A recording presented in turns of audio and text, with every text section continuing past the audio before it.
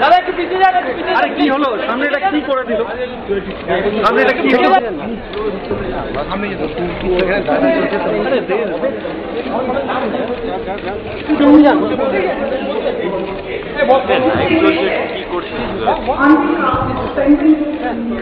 I am delighted to welcome to the launch of his magazine project, Subhas Chandra Bose and India's struggle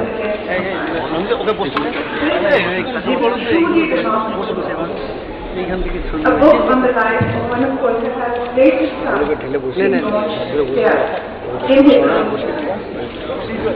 Professor Subhas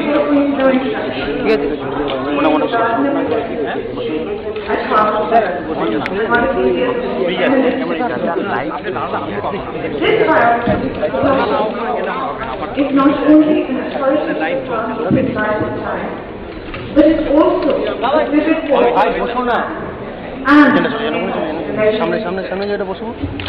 Professor Bose conveys German heart, the hard political choices and the personal development that informed the Bose's life and the German. It is indisputably a work of remarkable and vigorous scholarship, but it is also an arresting and passionate story of an extraordinary life at a critical moment of India's modern history. It is a book that works on multiple levels and will appeal to the widest readership. It will, I am certain, become a classic of our time. We at Temple India are indeed proud to have it on our list. We are also extremely privileged to have with us the Chief Minister of West Bengal and Professor Amartya, Nobel laureate, with us this evening. We are very grateful to them for taking the time to be here with us for this discussion. Finally, I would also like to express my enormous appreciation of Aspen for being our partner. I now ask Professor Bose, Professor Seth, and the Chief Minister to please give the floor. Thank you.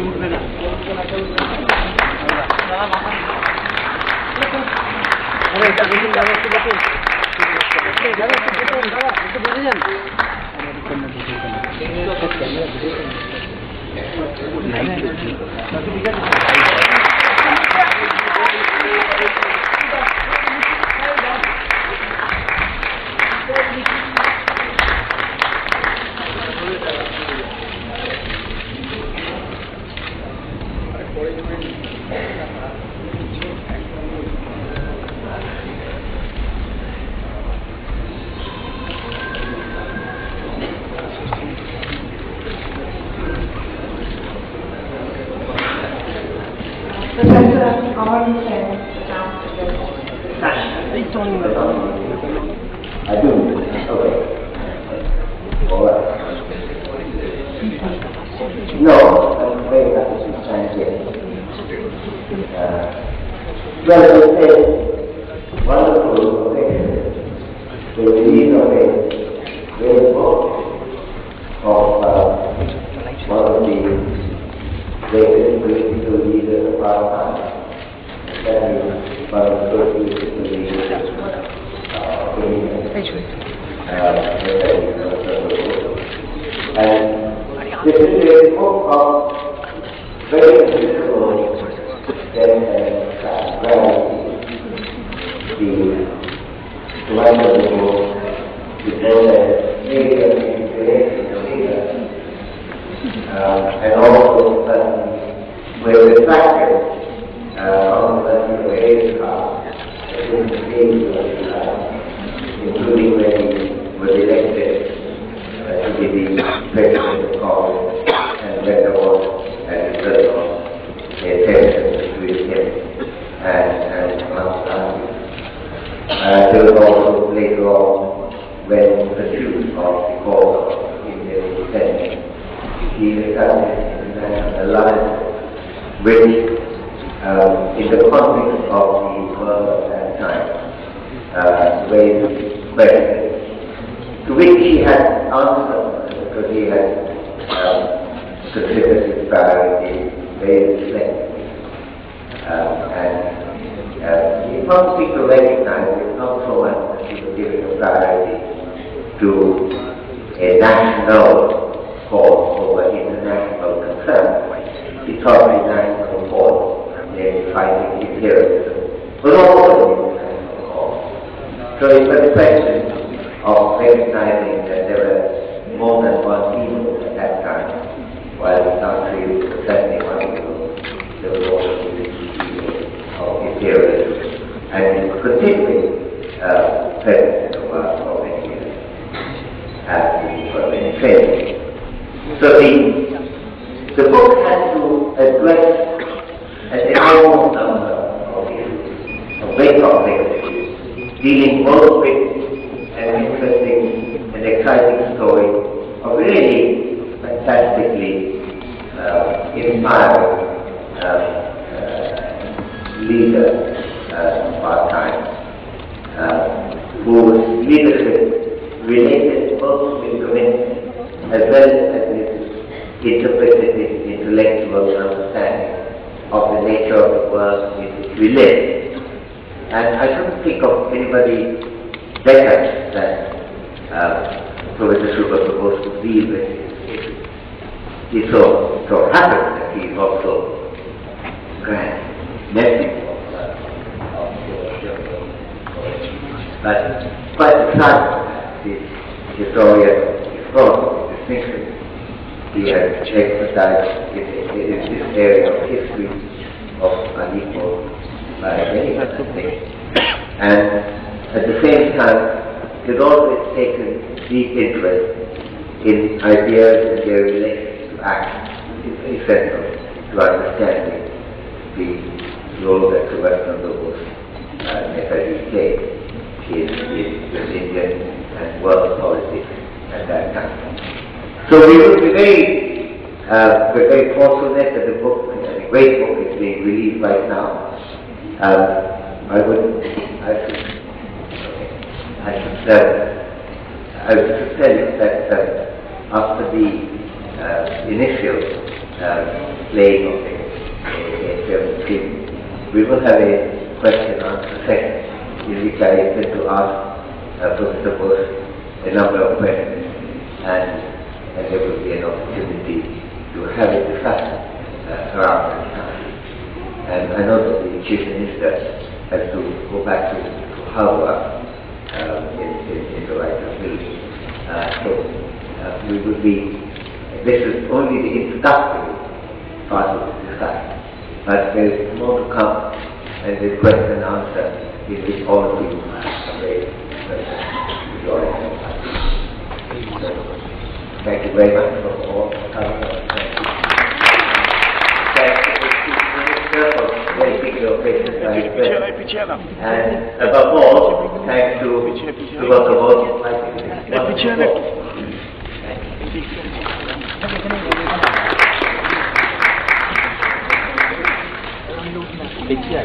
এটা পিছিয়ে একটু পিছিয়ে না, সবাই পিছিয়ে।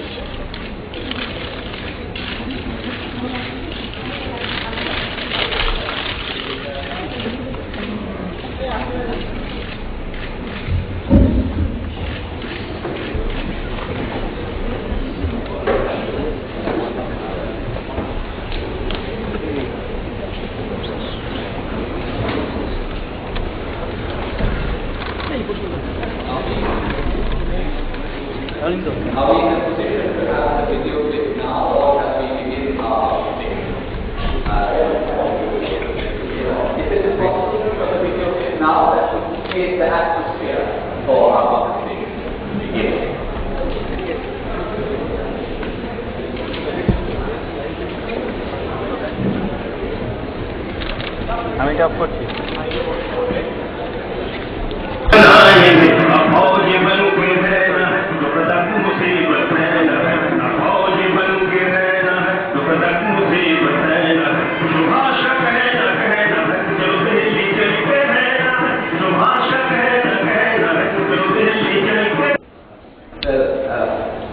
Thank you, Professor Aspen, for being with us here today and for your introductory remarks. it is very special that you have released the book in India. You just saw, of course, images of Netaji Subhas Chandra Bose as a warrior statesman, but there were other sides to his personality. So I think I might sort of begin by reading a passage from the book where he is in Mandalay jail in Burma. I will. So I will stop at the end of one passage and then take your question, and then I will go on to the next. This I've chosen especially for you because you spent part of your childhood in Burma, and about a decade before that, Subhas Chandra Bose was a prisoner there. In Mandalay jail, Subhas studied much harder than he had for the ICS examination. He read voraciously and filled his prison notebooks with copious notes and analyses of the books that he requested endlessly from family and friends. His markings in the multiple volumes of Friedrich Nietzsche's collected works showed that his interest in philosophy was still alive. He read Bertrand Russell's works on industrial civilization and free thought. The great Russian novelists Turgenev and Dostoevsky figured on his reading list of European literature. He became something of a specialist in Irish history and literature. He recorded in a marginal note that more human beings perished in Ireland during the 1840s famine than had fallen by the sword in any war England had ever waged. He transcribed Irish poems that touched him, such as P.H. Pearce's Renunciation, The Rebel, and The Wayfarer, and Dora Sigerson's The Dead Soldier. Pearce had been a leader of the Easter Rising in 1916 and was executed by the British on May 3rd of that year. Pearce's lines about the rebels who come of the seed of the people that sorrow must have seemed especially poignant to Subhas. I say to my people that they are holy, that they are august despite their chains, that they are greater than those that hold them, and stronger and purer. Closer to home, Subhas undertook a careful study of Burmese culture, ancient Indian history, and Bengali literature through the medieval, early modern, and modern periods. He even believed he could supply Rakhaldas Banerjee, a famous ancient Indian historian, with missing links in the history of early and medieval Bengal from his study of Burmese records. He found Burma to be a wonderful country that had developed a perfect social democracy. He noted admiringly that women were more powerful in Burma than any European country. The indigenous and inexpensive system of primary education had resulted in much higher rates of male and female literacy in Burma than in India. Subhas pursued and urged the acquisition of a deeper knowledge of history, literature, and art. A revival of ancient and medieval Bengali culture, he believed, could serve as the foundation of national reconstruction, much the way a revival of classicism had laid the foundation of modern Europe. The time is out of joint, Subhas wrote to his friend Dilip Kumar Roy on October 9, 1925. He urged Dilip to flood the country with songs and recapture for life the spontaneous joy we have forfeited. He who has no music in his composition, he wrote, whose heart is dead to music, is unlikely to achieve anything great in life. He has been captivated by the Gambhira music and dance of the Malda district of North Bengal. Subhas asked Dilip to visit this place to give a boost to the simple and spontaneous folk music of Bengal. Dilip sent this letter from Subhas to Rabindranath Tagore. Subhas has written a very fine letter, the poet said in reply. I was gratified to know about the qualities of his head and heart through the letter.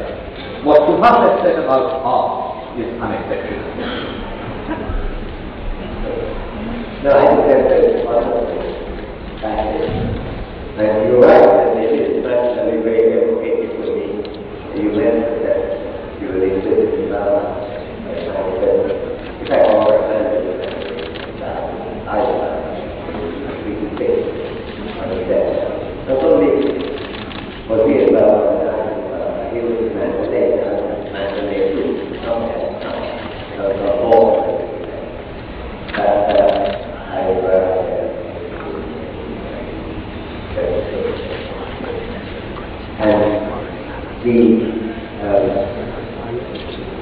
I can think of something that trust is far.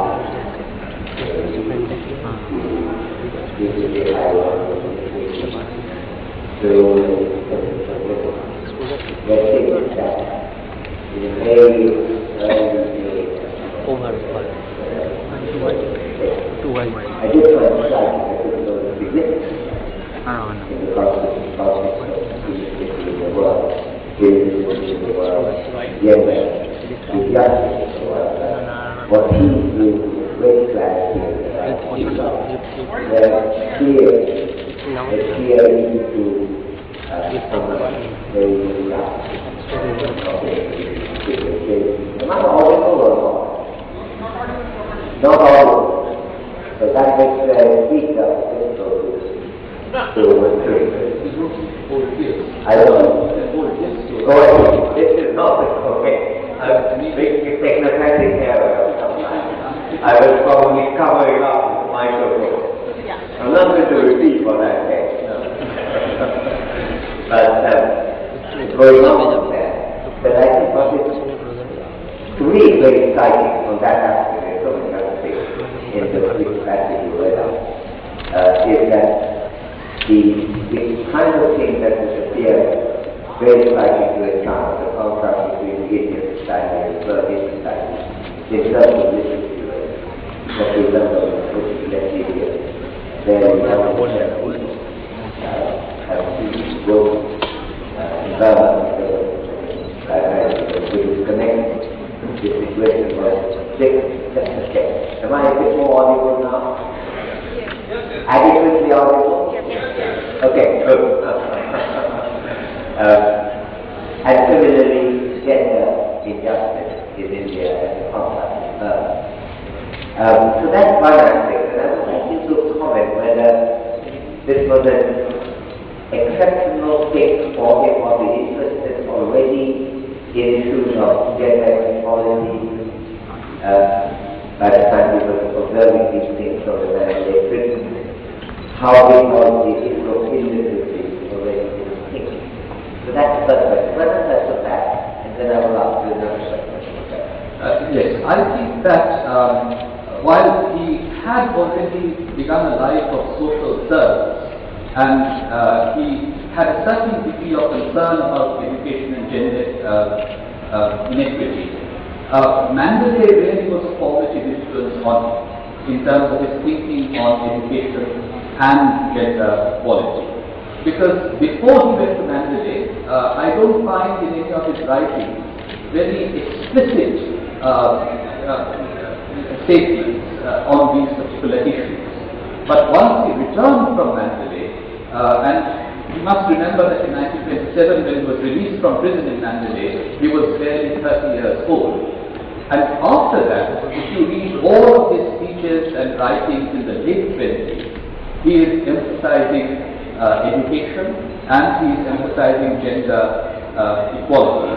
And in one major speech that he gave in 1929, he writes that 3 large communities are lying dormant in our country who need to be empowered. And he says, first of all, the women, the oppressed classes, meaning the subordinated caste, and the laboring mass. And that, from that point onwards, he kept on, repeating his concerns with the empowerment of these subordinated groups in our society. And it is astonishing that even when the bombs were falling on Tokyo, he made his last visit in November 1944. He gave a speech to the faculty and students of Tokyo University. And there, he once again emphasized education for all as one of the top 3 priorities for India once freedom was won. Thank you very much. Sugata, I have one question, then I will go on, let you read the second of that. Seeing this letter of Majesty coming from via Sugata, is clearly immensely impressive, and he expresses it in the passage that he quoted. Quite aside from that, Rohingya had a very appreciated role of which is discussed also in the book. I'd like to talk a little bit more about it. At the same time, because most of the audience here has not Secondly, is there a tension here because in many ways there is a kind of, we could think of a difference in understanding of society as it would appear to most of us usually. Rabindranath is from a writing of nationalism and so on, very deeply concerned with nationalism as a feeling. He is prevented from it, and he did hear it, and he did his job, but he is also hostile. In a way, it should be thought that yes, I is not. So there is back to the complicated sense. And the other thing is that, right from his first conversation, we discussed Subhas Chandra Bose in conversation with Gandhi, about the economic survive and succeed. Where Rabindranath felt very committed on the basis of his own thinking on that, as well as because of the person who is my time. And in writings like emphasize characters who are deeply committed to nonviolence, which is not so these two appear to be possible to effect. So I have three questions about you. Can you tell the audience a little bit more about Rabindranath as a Rabindranath?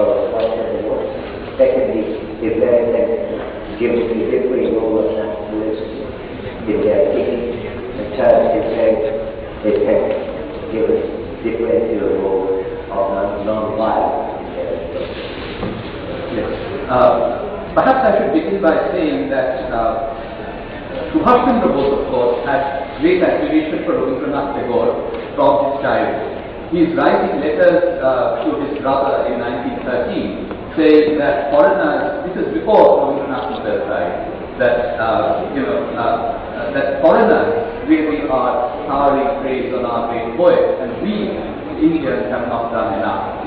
The first conversation that Subhas Chandra and Rabindranath had on the question of nationalism was in the period of the non-cooperation movement, because it so happened that they were traveling by the same ship back from Europe to India, and of course Rabindranath had his own, skepticism about the non-cooperation movement then in full swing in 1921, and they seem to have had from Subhas Chandra's record of that conversation some degree of agreement, and Subhas Chandra felt that Rabindranath was being skeptical, partly because of his worries about the boycott of education, because he had seen what happened during the Swadeshi movement, and also he felt that Rabindranath was concerned that Gandhiji's personal views on modern science and medicine will, pervade, public discourse on the subject. I think that Rabindranath's powerful critique of nationalism and the nation state, the territorial model of the nation state, might have been a source of slight tension, not so much with Subhas Chandra, but with Subhas Chandra's political mentor, who felt that Tagore was taking such an anti-nation stance that it might demoralize the anti-colonial political force, anti-nationalism. But I think Subhas Chandra recognized that Tagore was a critic of nationalism, but he was a patriot who loved his own land. And I think he understood that Tagore was simply asking Indians not to just blindly imitate the nationalism of the West, or in the way that Japan was beginning to imitate the nationalism of the West. So there may have been some differences in the early phases of their career, and when Rabindranath wrote his famous Dekanai of West for Subhas Chandra, he actually said that at the dawn of your sadhana I had had some doubts, but now that you are revealed in the full sort of light of the midday sun, I can recognize that you are the leader of the country and so forth. Also, I think it should be mentioned that what I found in my research on Netaji was that he was an uncompromising anti-imperialist, but he was not an uncritical nationalist, because all of his writings on Germany, Japan, Italy in the 1930s contained powerful criticisms of nationalism, particularly nationalistic imperialism, and he wanted to favor that kind of nationalism which instilled a spirit of service among our own people, and also a nationalism that helped transcending internal differences within India, religious or otherwise. But he kept saying that, the one lesson that we have to draw from Japan's invasion of China is that we should search for national fulfillment, but not at the price of imperialist expeditions against other countries or after aggrandizement. So in terms of their thinking, they may not have been that far apart.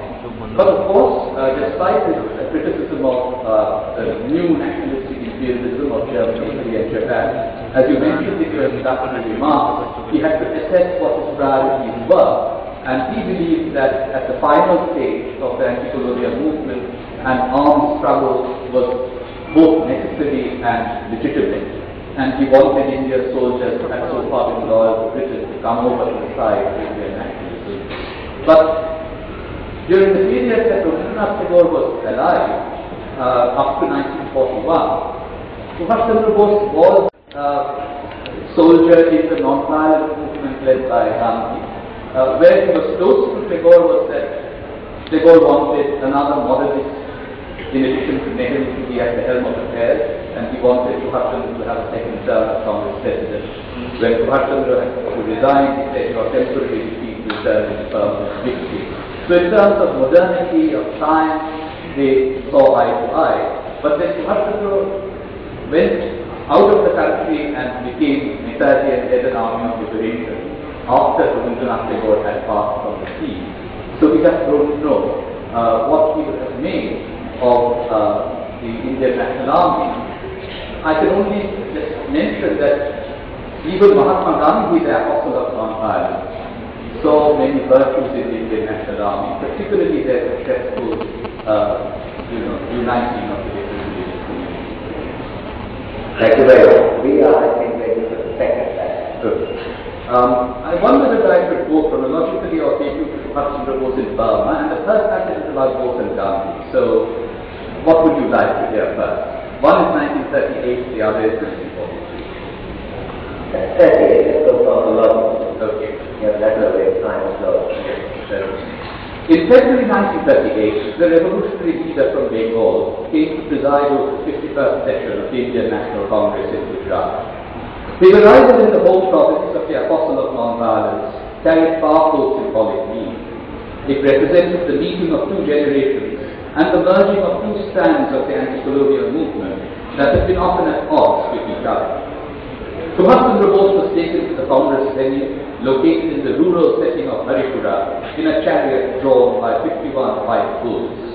The spectacle connected agrarian and urban India, and evoked an idyllic past, portending a dynamic future. Seeing Gandhi and Bose in earnest conversation on the dais at the plenary session of the Congress warmed the hearts of millions of Indians looking forward to a united nationalist stand against the British Raj. As Aurobindo Ghosh had argued in his essay, The Morality of Boycott, 3 decades before, in the pursuit of justice and righteousness, the saint's holiness had to be complemented by the warrior's sword. Much like Aurobindo, Bose had agreed to eschew violence as a strategic necessity, though not on grounds of political morality. The warrior and the saint were thus able for the time being to share a platform against the British Raj. The differences of perspective between Bose and Gandhi were not limited to what he considered legitimate methods of anti-colonial struggle. Bose's dream of a modern industrial future for free India was at variance with Gandhi's utopia, a Ram Rajya, an earthly kingdom of the righteous epic hero Ram, based on self-governing and largely self-sufficient religious communities.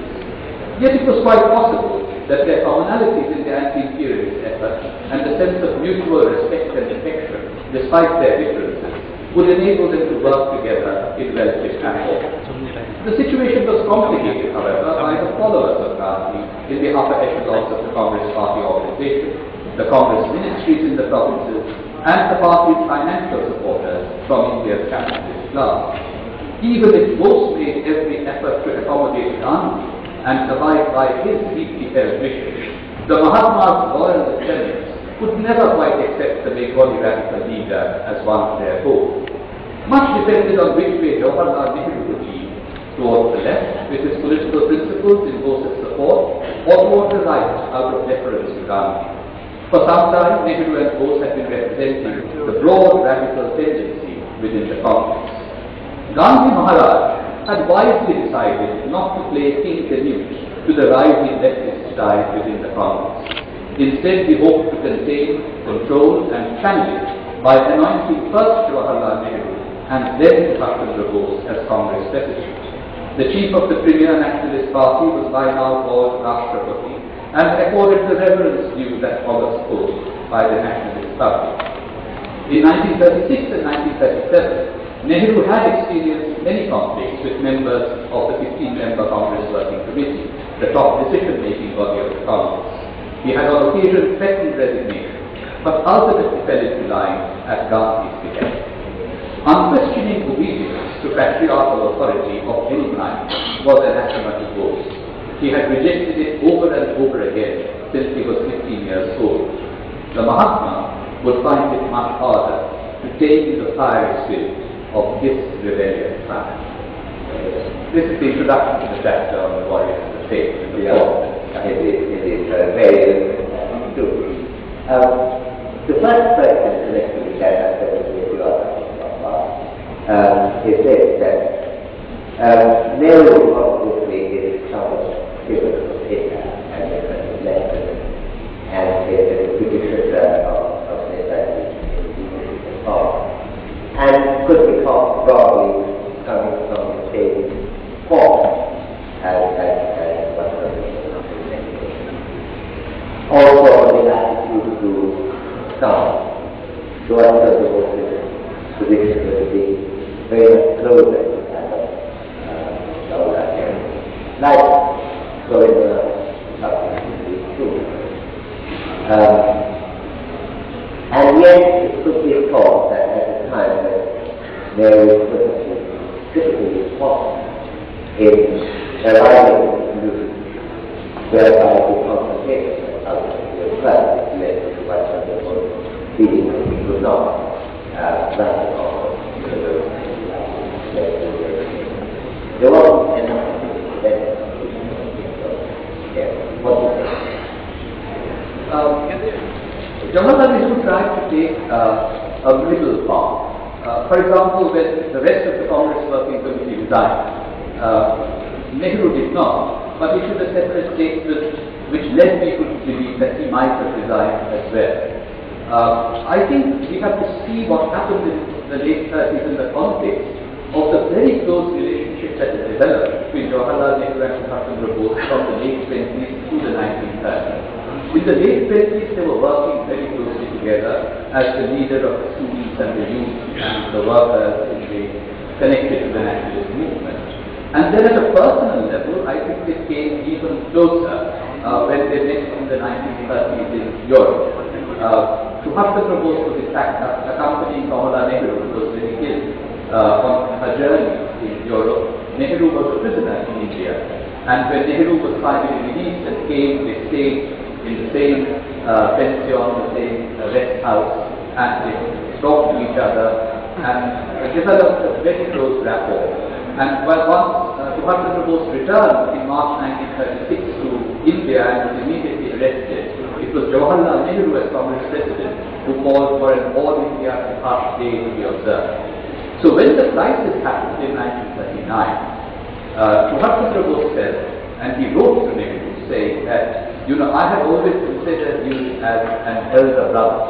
And he felt somewhat let down, even betrayed by Nehru, when he felt that some of the Gandhian right wing, particularly Vallabhbhai Patel, were unfairly attacking him during and in the aftermath of the presidential election contest.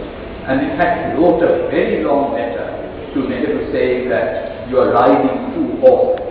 And so there was a degree of bitterness. But then, in some ways, I was surprised to find that after writing that long physical letter, to which of course people responded immediately, and in those days the leaders exchanged very, very lengthy correspondence, which is a boon for historians. Even after that, Subhas Chandra Bose is asking that can you come down to Jamatoba and see me? And Nehru is saying that I can't refuse you, I'll of course come. And they seem to agree on most issues. But then ultimately, Nehru's intervention was probably too weak. And since Mahatma Gandhi in 1939 was quite obdurate, it was impossible to find a solution. So ultimately, Nehru may have just stayed with his heart, as it were, and not taken a stand with upset Gandhi. But I should also add that in all the correspondence, Subhas Chandra Bose is very deferential to Gandhi, and he is pleading that my, quarrel of conquest was not with you, but those who claim to be followers of Gandhi.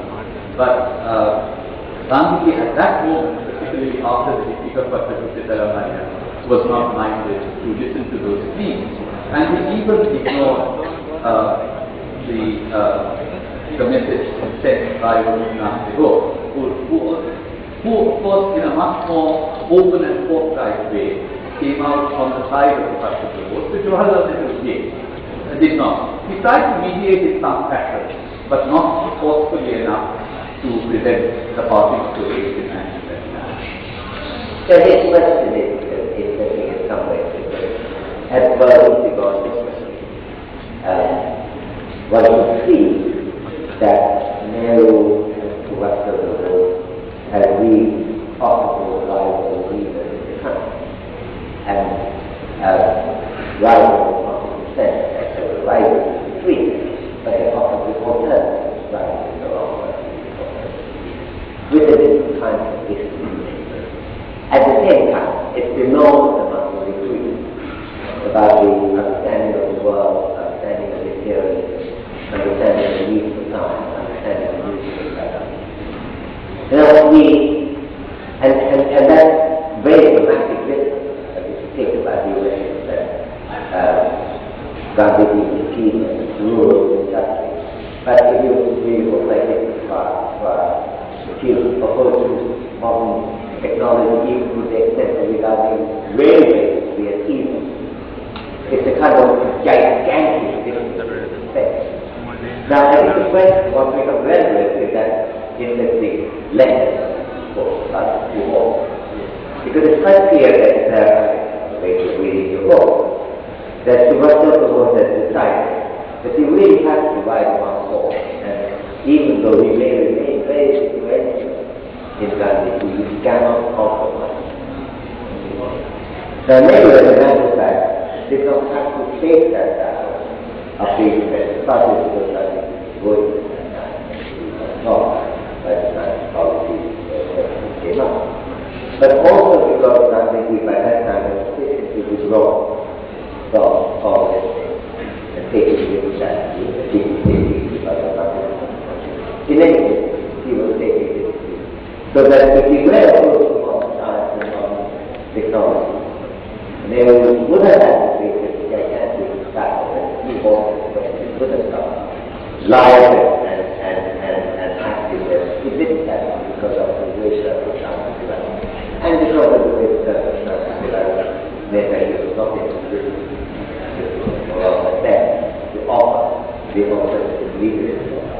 So to what extent do you think that the country's determination was concerned not only with what was happening here and there, but also thinking about the future of the country as to the path that Gandhi took hold of thinking that was played. So that was the case of there was sharply conflict, and yet it was very realistic.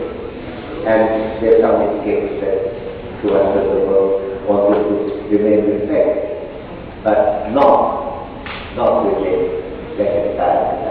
Could you comment on that? Yes. I think you are right, first of all, that there was a very broad area of agreement between Subhas Chandra Bose and Jawaharlal Nehru so far as their views about the social and economic reconstruction of India was concerned.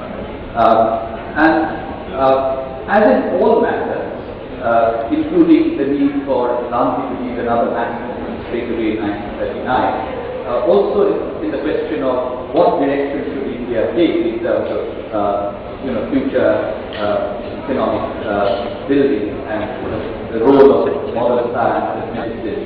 He probably was rather more uncompromising. He would want to push through this agenda if he could. However, I don't think he wanted to entirely silence the Gandhian voice. So when he formed the National Planning Committee in 1938, he of course invited Jawaharlal Nehru to be his chairman. And he writes a letter in October, I can't tell you how much I missed you. Because Nehru was away in Europe during the period of the Spanish Civil War and so on. And I'm so glad that you're now coming back because you have to take charge of the National Planning Committee. But he also gave J.C. Kumarappa, who was a Gandhian purist, a place on the National Planning Committee. So he wanted that voice to be heard. But having had this public discussion and debate, he would have wanted to push hard on what he felt was what the younger rising generation in India wanted, and he probably thought that, and he did think that Mahatma Gandhi was somewhat obscurantistic in his views of the railways, for example, and the importance of law and medicine and so forth in a modern policy. Well, I think that Subhas Chandra Bose slightly differed subtly from Nehru was in his approach to actually unity between Hindus and Muslims and all of the religious communities of India. Both had the same goal. They wanted to include everyone, and yet I think Nehru was a little more impatient of expressions of difference along religious and linguistic lines. And that's why in 1938, when the Muslim League had done very badly in the 37 elections, Nehru had said there are only two parties in India, the British and the Indian National Congress, which annoyed Jinnah no end. But Subhas Chandra Bose being from Bengal, where Muslims were in a slight majority, said that it was possible to acknowledge and respect multiple identities. If I may use the phrase that you deploy in your own work, identity. And he thought that we ought to respect expressions of difference, especially when it comes from minorities, because they may have legitimate reasons to be concerned. And we can respect their expressions of difference and yet transcend them and build sort of unity. So he was not entirely devoted to what might be termed secular uniformity, even though he was secular in a deeper sense of the term, in terms of acknowledging the equal rights of all religious communities. That is a subtle difference between Nehru and Subhas Chandra Bose, which I think is worth emphasizing. Thanks very much. Very tempted to go on, but I think we have about 8 minutes, 7 minutes left, so we have to wind up. So what was your third panel? The final panel is there. This is 1943. Subhas Chandra Bose was invited to be an honoured guest at the Burmese Independence celebrations of August 1st, 1943. He arrived in Burma on July 29th. Over the next 2 days, he gave rousing speeches to Indian expatriates who welcomed him enthusiastically. After liberating Burma from its British rulers, Japan agreed, despite some delay, to recognize an independent government of Burma led by Barmo, with Aung San as its deputy and defense minister. Barmo had met Bose in Singapore on July 6th and was suitably impressed. Subhas Chandra Bose was a man you could not forget once you knew him, he wrote in his memoirs. His greatness was manifest. On August 1st, Bose made a moving speech on the occasion of Burma's freedom. From 1925 to 1927, I used to gaze from the veranda of my cell in Mandalay prison on the palace of the last independent king of Burma, and I used to wonder when Burma would be free once again. Today Burma is an independent state, and I am breathing the atmosphere of that liberated country. He offered another of 250,000 rupees donated by Indians in Southeast Asia to the Burmese government as a token of India's appreciation of Burmese hostility. In Rangoon, Burma thought Bose looked a little sad and wistful, apparently because Bose was thinking of the long and bloody journey still ahead of him and his forces before India too would be free. The cause of Bose's sadness was more likely to be the terrible man-made famine that was decimating his home province of Bengal just across the border. Subhas Chandra Bose tried to send rice from Burma to Bengal. On August 20, 1943, Rangoon Radio broadcast his proposal to send 100,000 tons of rice to Bengal from a port near India. Bose promised that as soon as the British expressed their willingness to accept the delivery, he would name the harbour that would load the shipment and the authorities who would hand over the rice. He would ask the Japanese for a guarantee of safe conduct for the supply ships. Once the first delivery had been made, further deliveries could be delayed. He expressed his earnest hope that his offer would be accepted since, quote, hundreds of thousands of men, women and children sent rice to the starving people of Bengal. There was a flurry of activity in the corridors of power in New Delhi to impose the strictest press censorship on Bose's offer. We are of course particularly anxious to discredit Subhas Bose in every possible way, Richard Tottenham noted on September 1st, 1943. Burma was more than just a potential source of rice. It was a storehouse of rich symbolic resources for India's struggle against the British Empire. The last Mughal emperor had been exiled to Burma in 1858 after his show trial at the Red Fort of Delhi.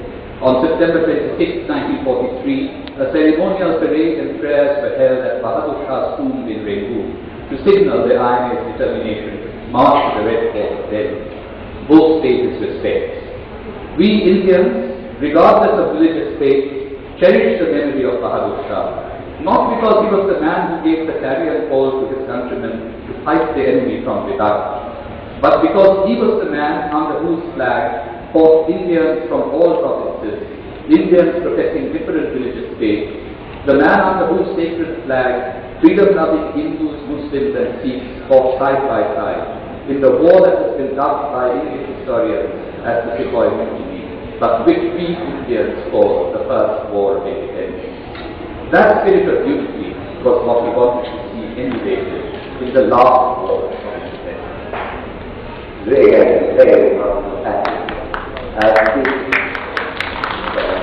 I think we could have done that earlier. I've not asked you alone in that. But two quick questions to the subject now. United the organizers of the but one question is that when he offered Indian contribution money to the Burmese nation, and the Japanese at that time was treating Burma in a way that they had not seen and to what extent you think that is Burmese, that the kind of things that are done here and more is not something that was usually offered.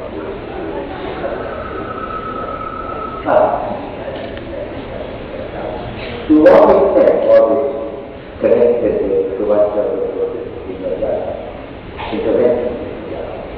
To what extent it was the Japanese fear that it was not that he would be supported Subhas attacking this India and therefore was related to that thing. What extent the Japanese strategy thinking? To what extent it was a bigger infection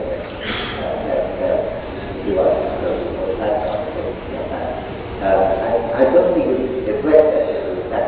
What is your thinking? Yes, I don't actually address that issue directly in this book, but it is true that Subhas Chandra Bose, once he went to Tokyo in May and June, had a very powerful influence on the Japanese leadership, and the actual recognition of Burmese independence came after that. And what he was able to do was in the areas where he was very active, the Malay Peninsula, Thailand, which was nominally independent and neutral, but sort of pro-Japanese at that point, and in Burma, he was actually able to soften Japanese policies, because the Japanese, of course, had been imperialists in Northeast Asia. In Southeast Asia, it was more complicated. because instrumentally, at any rate, they defeated the British, French, Dutch, and American colonial powers, and therefore there were Burmese nationalists, Indonesian nationalists, some Malay nationalists who willingly worked with the Japanese. But I think Subhas Chandra Bose actually played a role in these areas where he could not play a role. Was, for example, in Vietnam, where the Japanese felt that the Vichy regime were very convenient for them and moved readily in 1945 to supporting that Vietnamese nationalism. But I think but he was also setting an example for the Japanese and Indians that we have to be generous to those who are allowing us to use their countries as a base for our struggle. And he was very deeply conscious that in Burma there had been the Saipan rebellion in the early 1930s, which in some ways was as much anti-British as anti-Indian.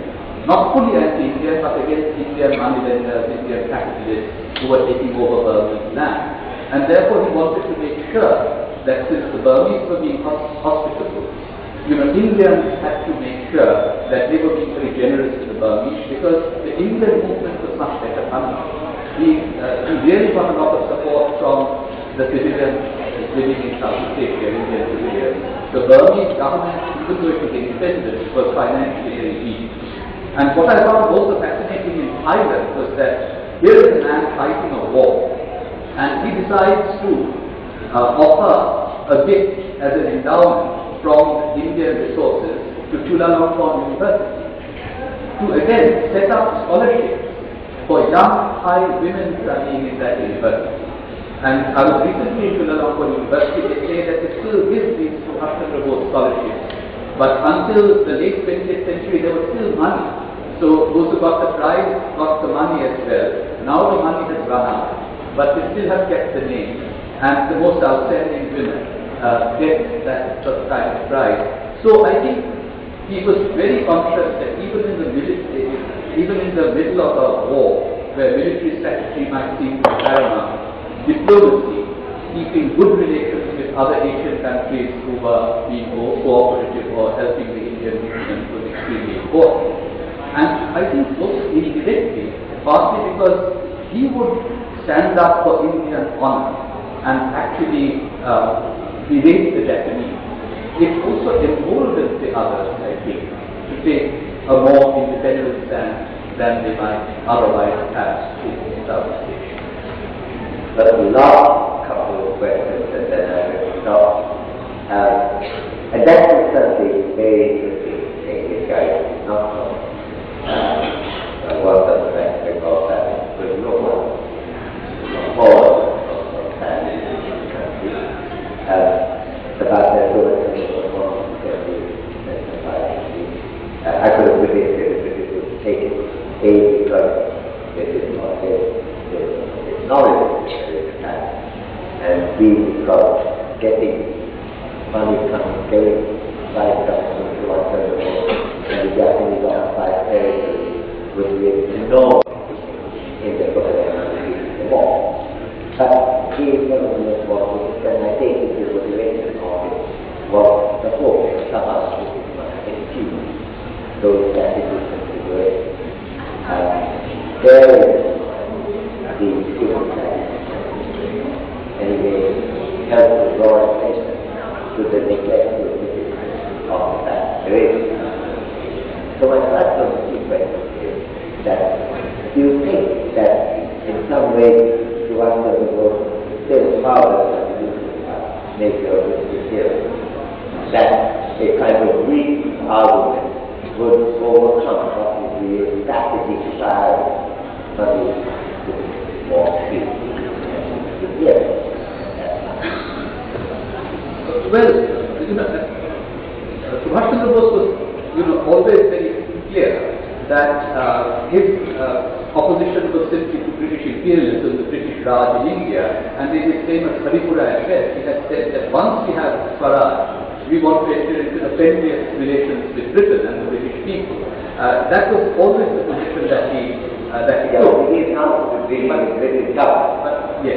But then I think that he may have known that in some other instances, For example, there was a famine in Greece in 1941. At that time, even though the Allies and the Axis were fighting, they actually, on humanitarian grounds, allowed relief supplies to go through.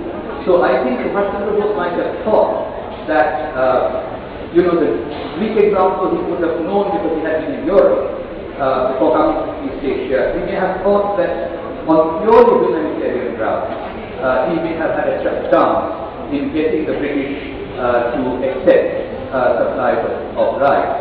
But this is August 1943, and as you know and we know from your book, Poverty and Famine, the British Parliament did not acknowledge that there was a famine until October of that year.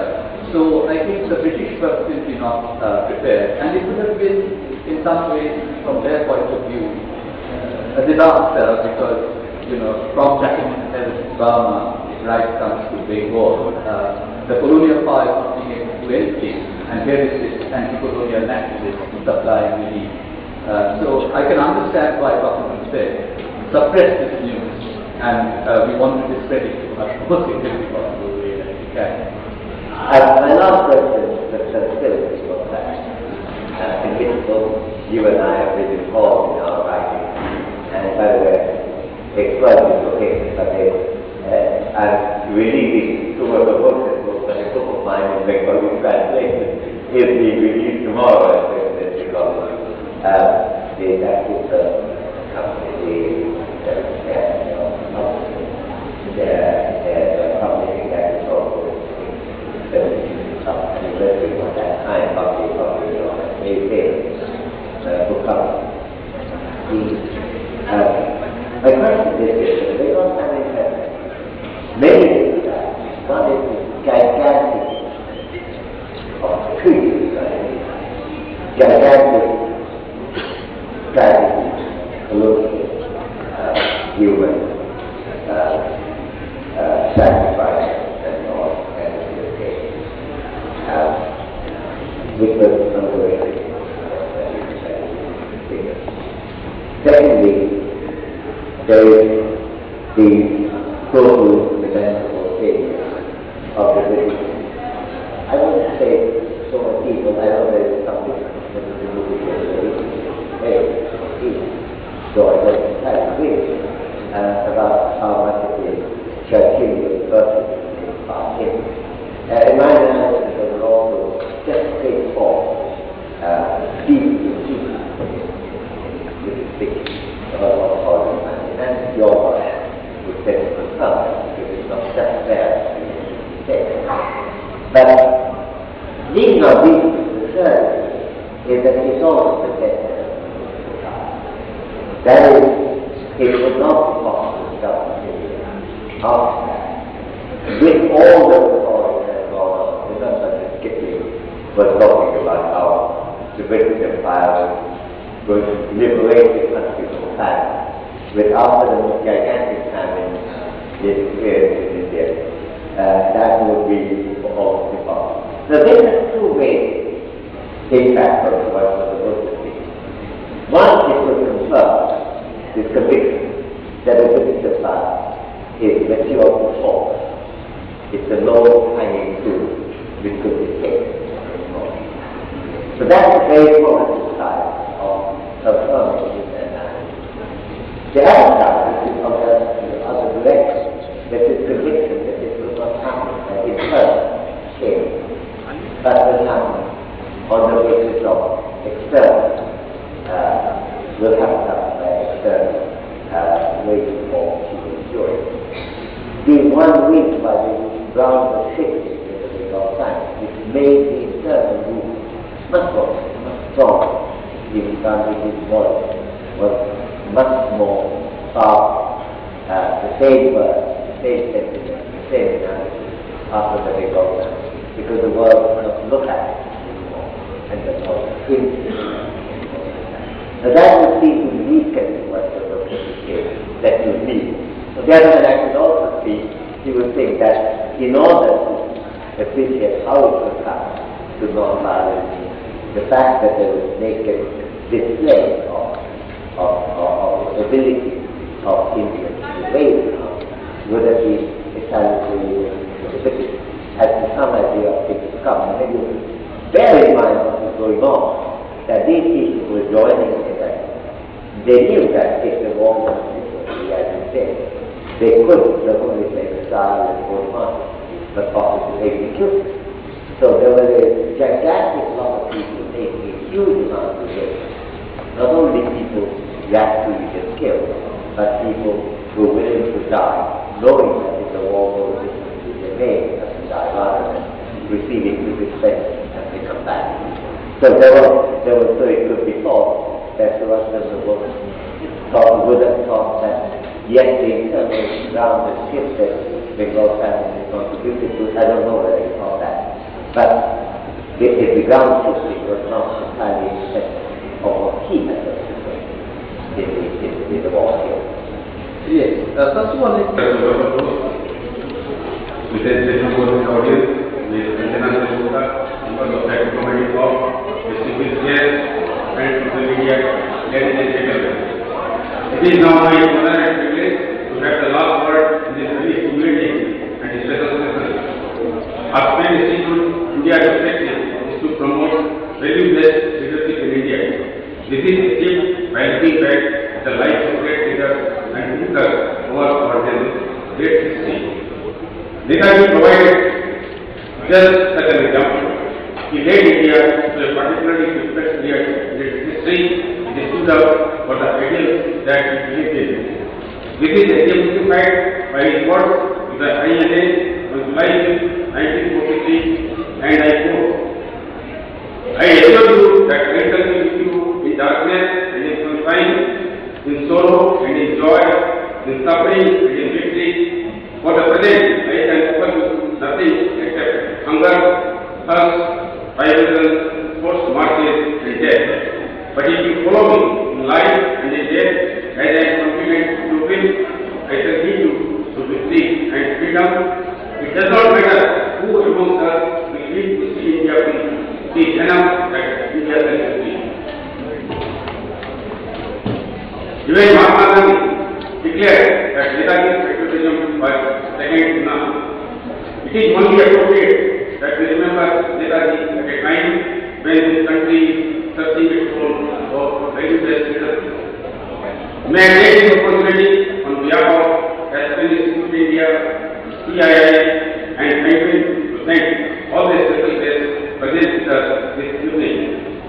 Professor Amartya, as always, your words of wisdom continue to inspire, guide, and motivate us. The Western world has benefited tremendously from your wisdom and wise counsel. Now it is the turn of West Bengal. This is one of the rare possibilities where our very own state will be able to gain from your vast experience and expertise. Professor Subhas Bose, our very special thanks are due to you for helping us refocus on Netaji's life and ideals. The way your successors and our beloved leaders have brought glory to Bengal, we are sure your advice and active role will be instrumental in bringing a turnaround in our educational system for a better and brighter Bengal. We at CII and Aspen look forward to working closely with you both. With these words, may I now request Professor Bose to find some copies of the book for those of you who are interested. Thank you all for being with us this evening, and we look forward to having you in our future events. Thank you.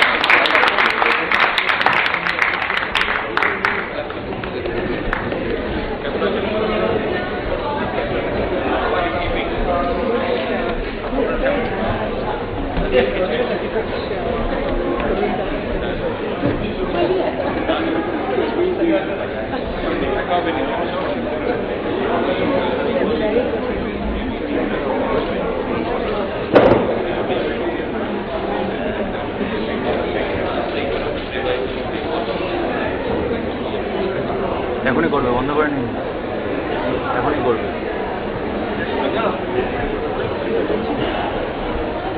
Sign করে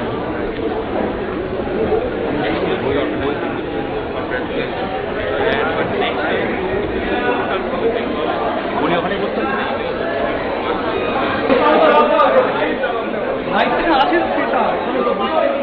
আপনি বসে sign করুন, বসে হ্যাঁ ঠিক আছে। পরপর আসবে। Thank you so much. উত্তরে আমাকে যারা বললেন তা আমি উপলব্ধি করলাম এবং সেটা আমার ক্লাসে শুনে আমি So what do you say about the scams in the UK government?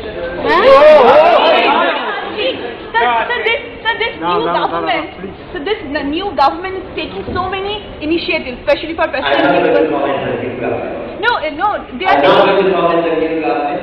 I'm not even going to comment very much on the presidency called it government because I'm only an advisor. We are here for the release of a very exciting book on Subhas Chandra Bose. And this is not a comment for me to discuss government policy and so on. This is the subject that interests me. You will no doubt hear from